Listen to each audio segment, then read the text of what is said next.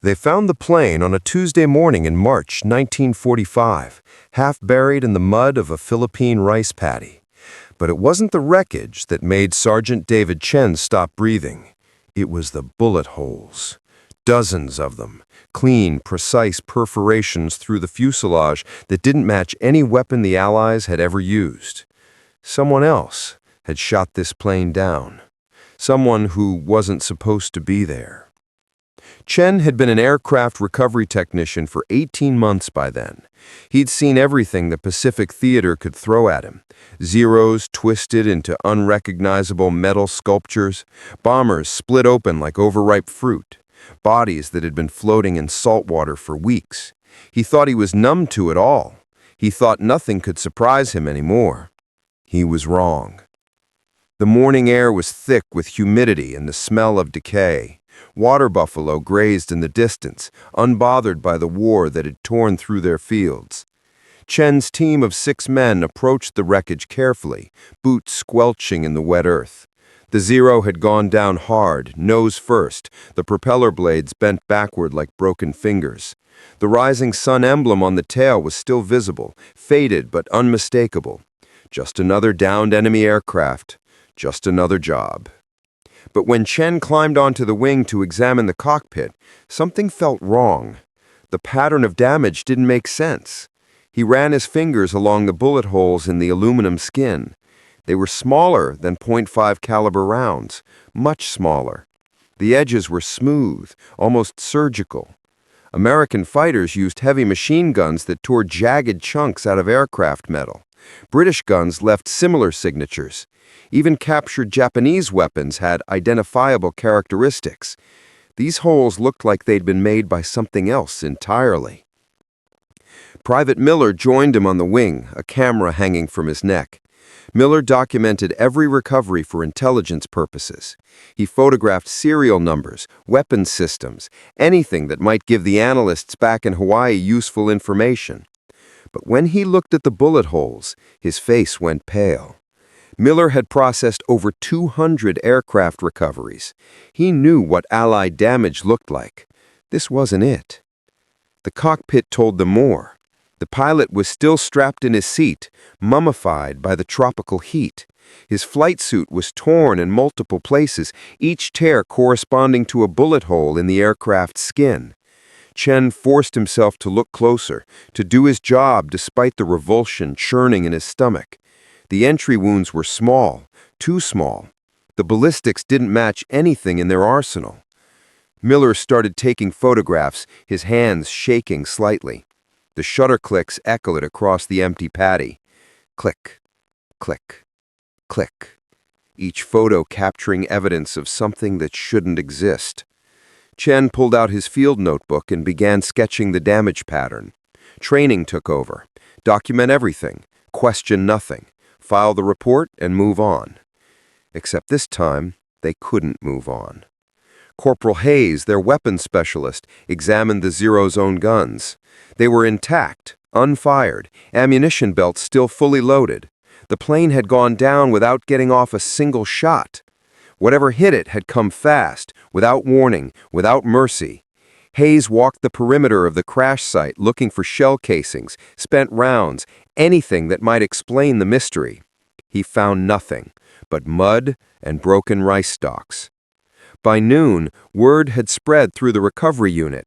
Other technicians came to look, drawn by rumors of something unusual. They stood in small groups around the wreckage, speaking in low voices, pointing at the bullet holes, trying to solve a puzzle that had no logical answer. Someone suggested it might be a new Japanese weapon, friendly fire from their own experimental aircraft. But the angle of entry was wrong. The shots had come from above and behind, classic fighter attack position, Allied position. Chen wrote his report that night by lamplight in his tent. He chose his words carefully, describing only what he'd seen, avoiding speculation. But his mind kept returning to those bullet holes. Clean, precise, impossible. The kind of marksmanship that didn't exist in 1945. The kind of weapon that hadn't been invented yet. He sealed the report in an envelope and handed it to his commanding officer the next morning. Major Briggs read it twice, his expression never changing. Then he looked up at Chen with eyes that seemed suddenly very old, very tired. The major spoke quietly, barely above a whisper. He told Chen that this wasn't the first time. 2 months earlier, another recovery team had found similar damage on a Japanese bomber near Luzon.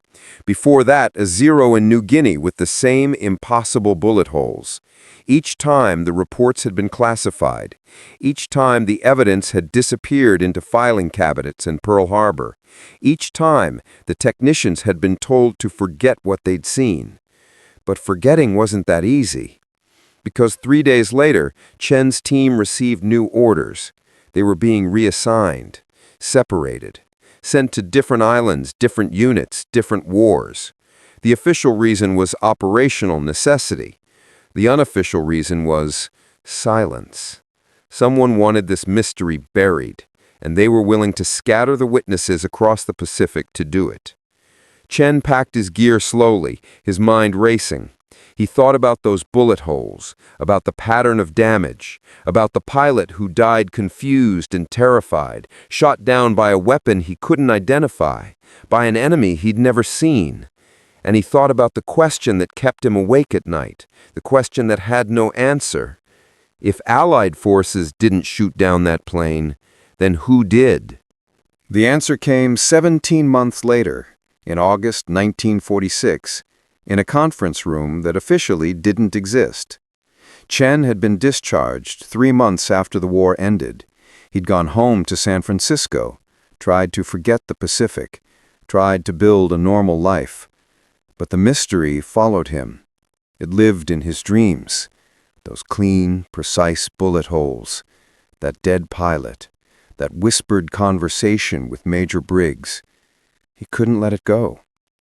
So when a plain envelope arrived at his apartment with no return address, just a date, time, and location written on a card inside, he knew exactly what it meant. Someone else couldn't let it go either. The building was in Oakland, unmarked, surrounded by a chain-link fence.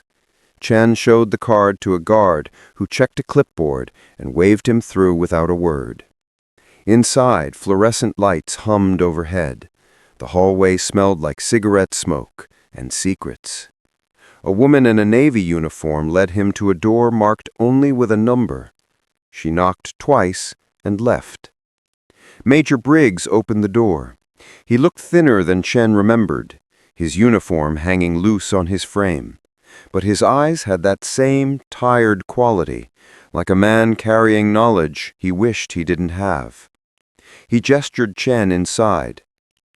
The conference room held 12 people. Chen recognized 3 of them. Miller was there, his camera gone, replaced by a briefcase that looked too heavy for its size. Hayes sat in the corner, arms crossed, jaw tight. The others were strangers, technicians, recovery specialists, people who'd seen things they weren't supposed to see. Briggs didn't waste time with introductions. He pulled down a projection screen and dimmed the lights.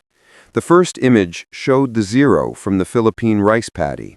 The bullet holes were clearly visible, each one circled in red. The second image showed another aircraft, different location, same impossible damage. Then another, and another. 12 slides total, 12 aircraft, 12 crime scenes, without a criminal. The pattern was undeniable. Every aircraft had been shot down in early 1945, within a 3-month window. Every one bore the same precise bullet holes.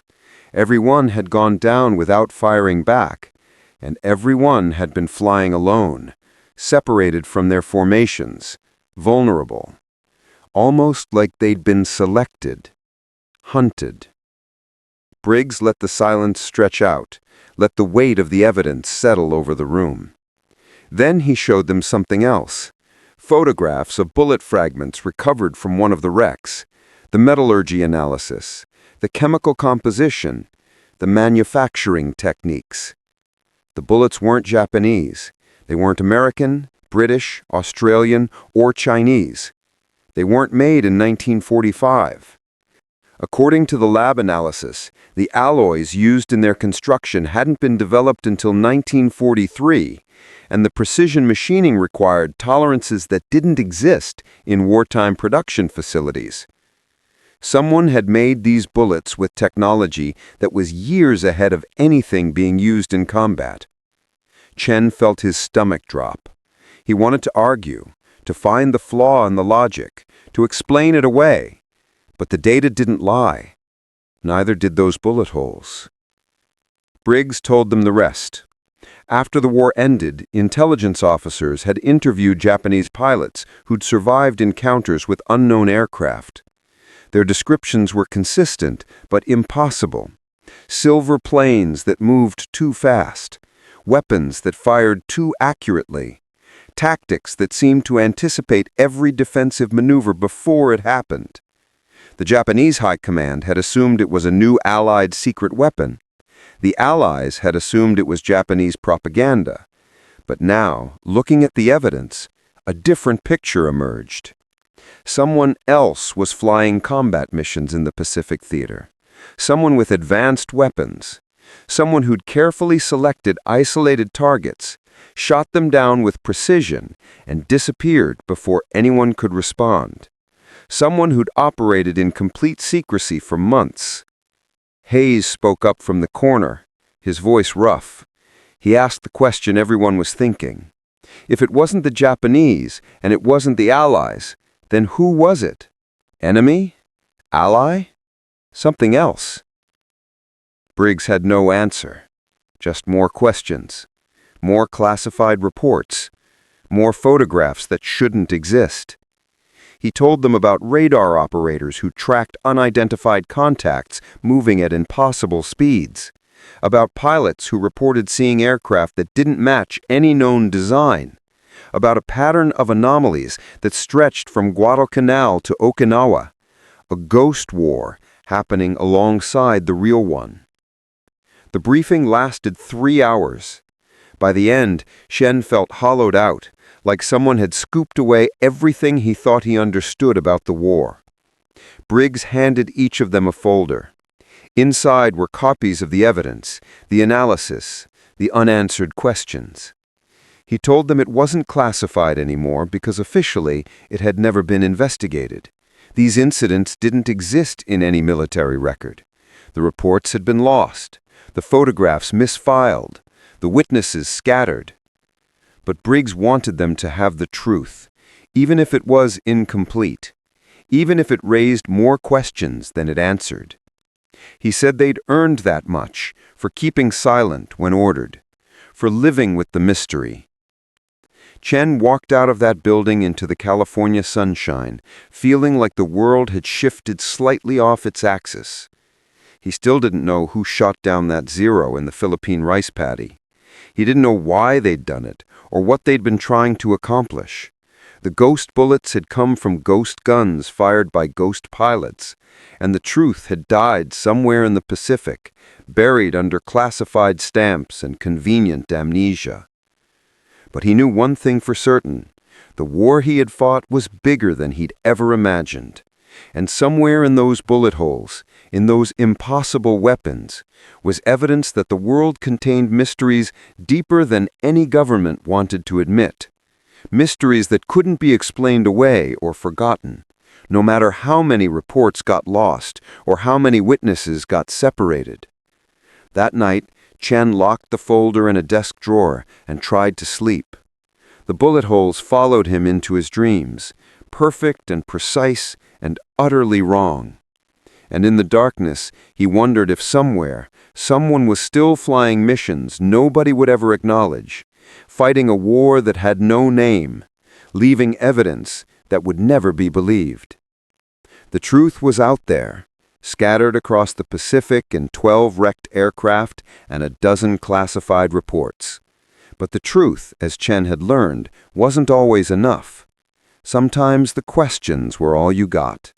Sometimes the mystery was the only answer.